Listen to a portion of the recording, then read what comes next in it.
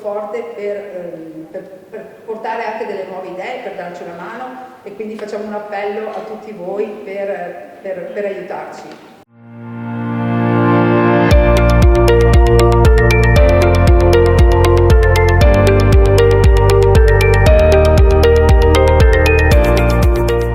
L'aula civica del Museo della Battaglia gremita di persone per la presentazione della candidatura a sindaco di Mirella Bagliana. Entra nel vivo la competizione elettorale per le amministrative, che avranno luogo a giugno a Vittorio Veneto. Il centro-sinistra si presenta allargato e compatto, con il motto «Insieme ora con Mirella». Assieme al PD sono complessivamente 3 le liste civiche che sosterranno la candidata: Rinascita Civica Partecipare Vittorio, Progetto Vittorio Futura e Vittorio Vive in Europa. La coalizione inoltre vede l'appoggio del Movimento 5 Stelle e di Europa Verde. Chi è Mirella Bagliana? Classe 1971, nata in Sudafrica ma cresciuta a Vittorio Veneto, insegnante di educazione fisica, siede da 5 anni sui banchi dell'opposizione da consigliere comunale con Rinascita Civica. Allora io volevo un po' capire la sua scesa in campo. Come è avvenuta? E penso che qualche notte... Grazie. Ah sì? Anche questo? Sì, carino. Sì. Penso che qualche notte lei non abbia dormito.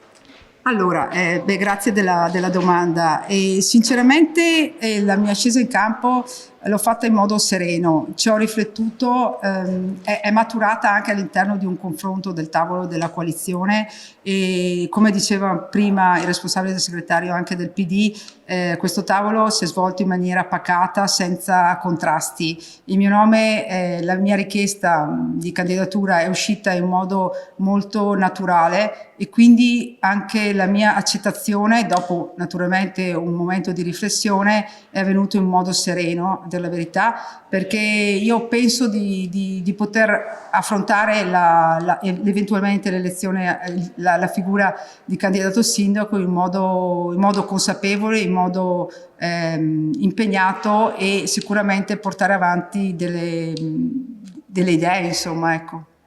Definirei una candidatura una novità, finalmente una donna. Ecco sì, sulla questione del valore aggiunto delle donne, penso sì che sia importante.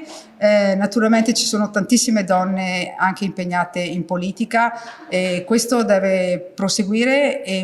Allora la cosa che posso dire è che la componente femminile, se può esserci una componente femminile in politica, è che il valore aggiunto secondo me è la questione empatica, la figura, almeno per quello che vivo io, i momenti di interventi politici, di impegno politico, mi nutro questa empatia per i cittadini, e questo mi fa anche lavorare in modo più convinto e più consapevole per affrontare le questioni e i problemi di tutti i giorni. In sala prima ho sentito spazzare via l'attuale amministrazione. Ce la farete e come?